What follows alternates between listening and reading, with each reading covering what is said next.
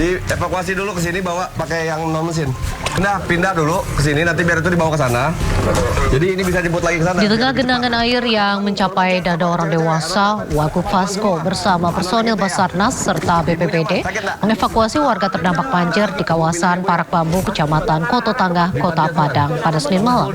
Tingginya debit air di kawasan Parak Bambu membuat banyak warga terjebak di dalam rumah. Hingga Selasa dini hari, Wagub Fasko turun langsung memastikan seluruh warga dapat dievakuasi dengan selamat. Perahu tambahan setelah masuk langsung dioper ke masjid untuk checkpoint pertamanya. Disampaikan tolong diinfokan yang lain ya. Informasi berikutnya, pemirsa usai mal ramai-ramai pasang pagar tinggi, pemerintah Kota Bekasi ikut bersuara. Menurut Wali Kota Bekasi, pemasangan pagar lebih dari 2 meter sah-sah saja dilakukan selama tidak mengganggu estetika kota.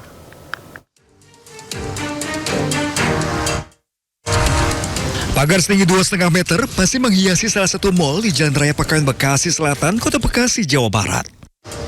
Pemasangan pagar ini sempat membuat heboh warga. Maka pemasangan pagar dirumorkan sebagai antisipasi keamanan sehingga akan mengganggu iklim investasi di sektor bisnis retail. Wali Kota Bekasi Tri Adianto Cahyono pun menyatakan bahwa sejauh ini kondisi keamanan Kota Bekasi kondusif.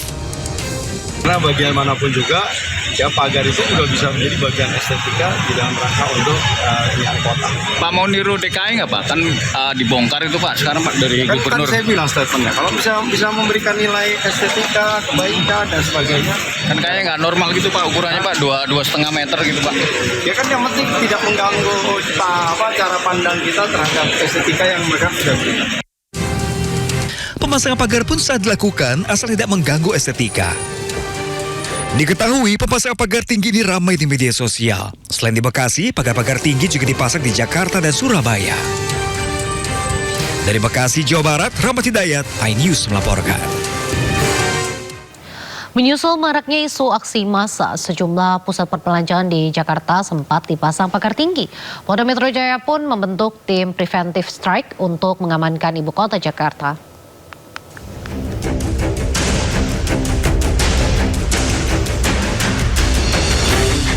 Pagar besi membentang di area depan sebuah mal di kawasan Kasablanka, Jakarta Selatan. Pemasangan pagar memicu spekulasi atas situasi keamanan Jakarta. Tak ingin spekulasi berkembang menjadi kecemasan, Gubernur DKI Jakarta Pramono Anung meminta pengelola mal membongkar pagar besi ini. Pramono meminta pengelola tidak bersikap berlebihan dalam merespon situasi keamanan kota. Mungkin bagian dari kekhawatiran, tetapi nanti pada saatnya pasti saya akan minta untuk pagar-pagar itu dilepas kembali. Karena kekhawatiran yang berlebihan juga tidak baik. Dan saya sebagai Gubernur Jakarta koordinasi dengan TNI, Polri. Tak lama, pagar pun dibongkar. Pihak Mall Pakuwon Group membantah pemasangan pagar untuk menghalau aksi massa, namun semata memberikan keamanan dan kenyamanan bagi pengunjung. Sementara itu, Polda Metro Jaya mengaku belum menerima pemberitahuan terkait akan adanya aksi massa yang diduga melatar belakangi pemasangan pagar pada sejumlah mal. Polda Metro Jaya juga telah membentuk tim preventive strike untuk memastikan keamanan ibu kota. Kapolda Metro Jaya sudah menegaskan membentuk tim preventive strike yang terdiri dari Direktorat Operasional yang ada di Polda Metro Jaya. Jadi sudah melakukan mitigasi awal. Apabila ada kelompok-kelompok yang mencoba membuat kerusuhan, membuat situasi tidak nyaman dan aman di wilayah hukum Polda Metro Jaya, termasuk wilayah-wilayah penyangga, akan dilakukan tindakan tepat, tegas, dan terukur. Tak hanya itu, Polda juga meningkatkan patroli berskala kecil hingga besar di wilayah penyangga ibu kota Jakarta. Apabila ada kelompok-kelompok yang mencoba membuat kerusuhan dan situasi tidak aman, akan ditindak tegas dan terukur. Tim Liputan iNews melaporkan. Menteri Komunikasi dan Digital Menkomdigi Mutia Hafid merespon terkait konten kreator yang merekam seseorang tanpa izin menggunakan kacamata pintar. Selain itu, Komdigi juga menyoroti aplikasi yang menayangkan live streaming influencer Pikmo menampilkan promosi produk rokok elektronik melibatkan anak-anak. Pertama tentang kasus vape yang ada di YouTube.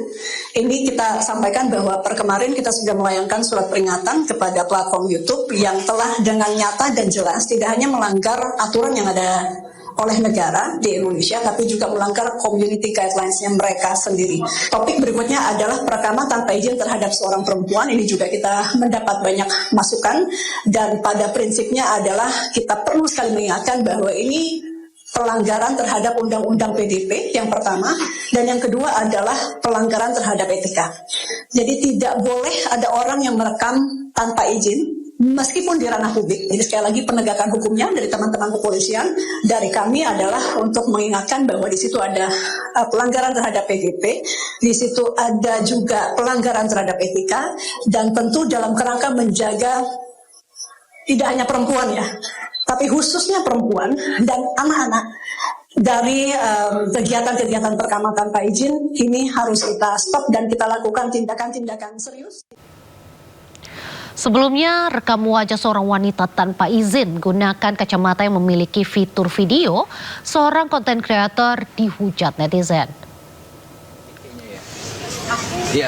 Ini pemirsa sebuah konten yang menjadi diskusi di dunia maya. Konten tersebut berisi wawancara langsung terhadap seorang wanita yang baru dikenal tanpa izin. Dengan alasan public space, seorang kreator bernama Brian Ebem berkesimpulan ia bebas ngonten dengan siapapun. Usai viral di media sosial, polemik pun terjadi. Pasalnya seorang wanita yang menjadi objek protes dan bersuara menghubungi kreator Brian Ebem di medsosnya.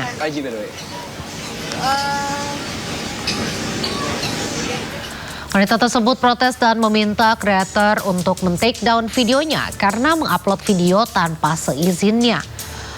Alasannya karena video diupload tanpa persetujuan awal, tidak ada dijelaskan konten yang dibuat tentang apa, bagaimana, dan tidak diberitahu juga bahwa video tersebut direkam dengan kamera tersembunyi fitur kacamata. Akan tetapi permintaan wanita tersebut justru dijawab dengan permintaan sang kreator yang dianggap tak masuk akal. Sang kreator menjawab kalau mau take down boleh saja, tapi ada biaya kos yang perlu di-pay atas biaya produksi videonya.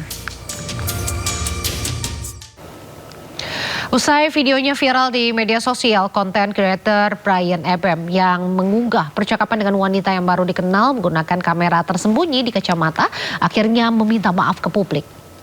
Beberapa hari ini sedang ramai terjadinya kegaduhan. Sebelumnya saya ingin minta maaf atas semua kesalahan yang timbul dari kelakuan saya. Saya tidak membenarkan, saya hanya meminta maaf atas semua pihak yang merasa dirugikan. Saya seharusnya memang tidak mengatakan atas ada biaya produksi ataupun kata-kata lain yang saya sampaikan di komen. Lagi-lagi saya hanya meminta maaf dan mengklarifikasi semua tuduhan, semua narasi yang beredar di sosial media. Kedepannya saya akan lebih hati-hati lagi dalam memposting video konten.